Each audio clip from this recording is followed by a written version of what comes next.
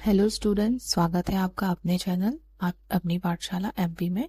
आज का हमारा टॉपिक है विराम चिन्ह। विराम चिन्ह मतलब कहाँ पे कौन सा चिन्ह लगता है किसी पैराग्राफ या किसी लेसन या किसी स्टोरी को पढ़ते समय। चलो शुरू करते हैं आज का हमारा टॉपिक विराम चिन्ह।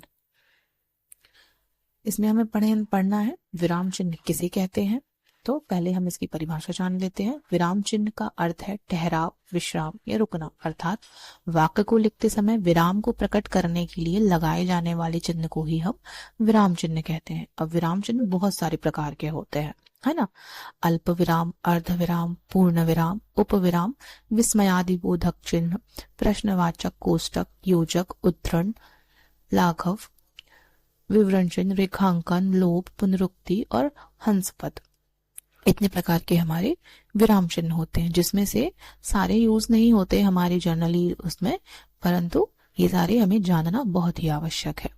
चलिए आगे बढ़ते हैं। विराम चिन्ह की परिभाषा। विराम चिन्ह व्याकरण और लेखन में वर्ण और शब्द के सही रूप, संरचना और अर्थ को स्पष्ट करने के लिए प्रयुक्त होते हैं, है ना।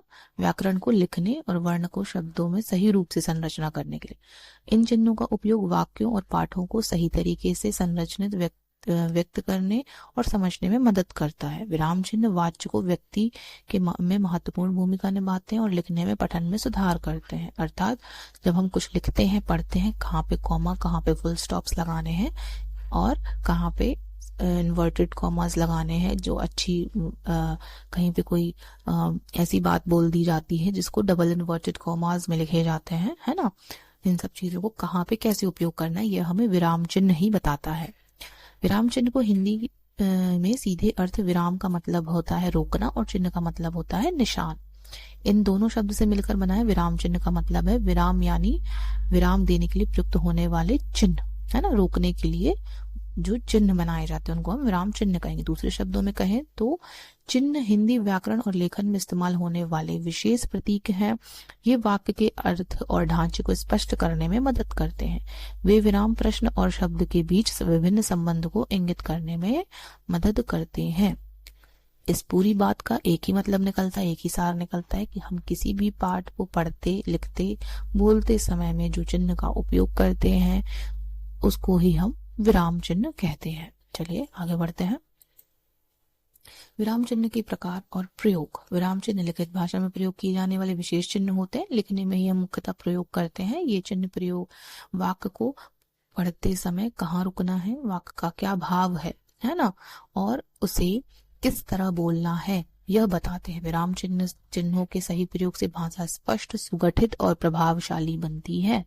अर्थात जैसे हम बात को पढ़ते हैं, लिखते हैं, तो हम कंटिन्यू स्पीड से अगर पढ़ रहे हैं, कहीं पे कॉमा है, कहीं पे फुल स्टॉप है, तो हमें एकदम नैनो सेकेंड या थोड़ी से समय के लिए एकदम रुकना है। जैसे वाक्य का भाव क्या है, मैं थोड़ा सा रुक गई, वाक्य का भाव क्या है और उसे कैसे किस तरह बोलना है, ये कॉमास लगे हुए हैं ये। अब विराम चिन्ह के उदाहरण देख लेते हैं। वह बच्चा स्कूल जाता है। विराम चिन्ह यहाँ पे क्या आएगा, फुल स्टॉप, है ना।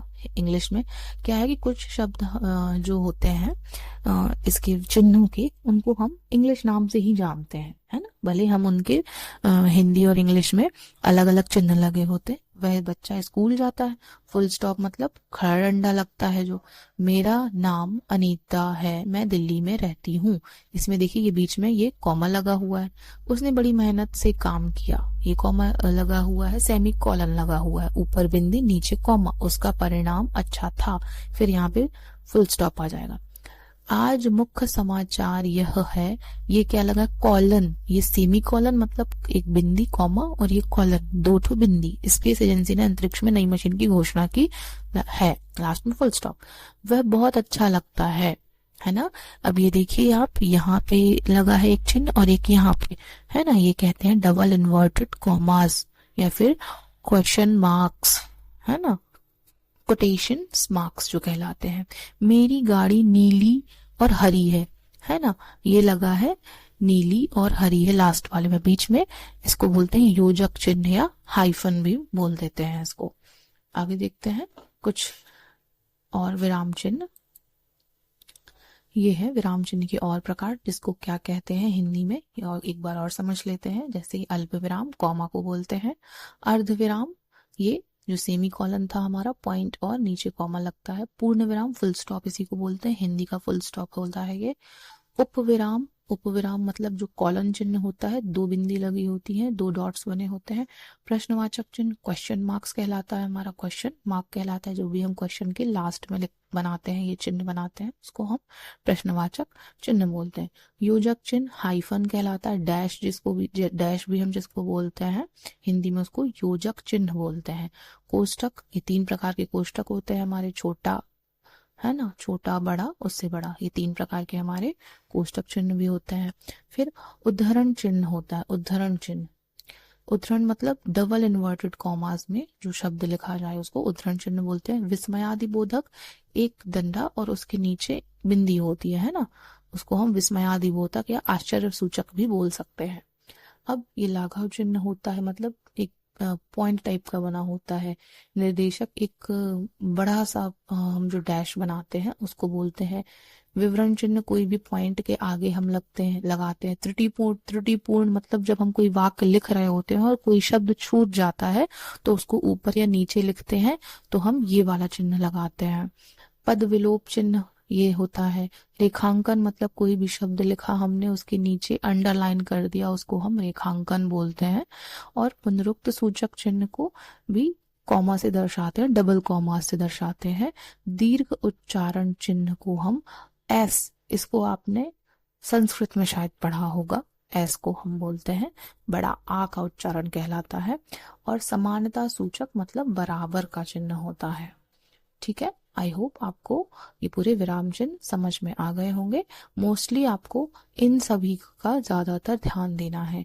अल्प विराम, अर्ध विराम, पूर्ण विराम, अल्प विराम, उपविराम, प्रश्नवाचक, योजक और कोष्टक चिन्हों को ज्यादातर आपको ध्यान देना है, क्योंकि हिंदी में मुख्यतः यही प्रयुक्त होते हैं। सो आई होप आपको ये वीडियो बहुत अच्छा लगा होगा। हमारे चैनल पे बने रहने के लिए प्लीज हमारे चैनल को लाइक शेयर और सब्सक्राइब करते रहिए और ऐसे ही वीडियो देखते रहिए। Thanks for watching.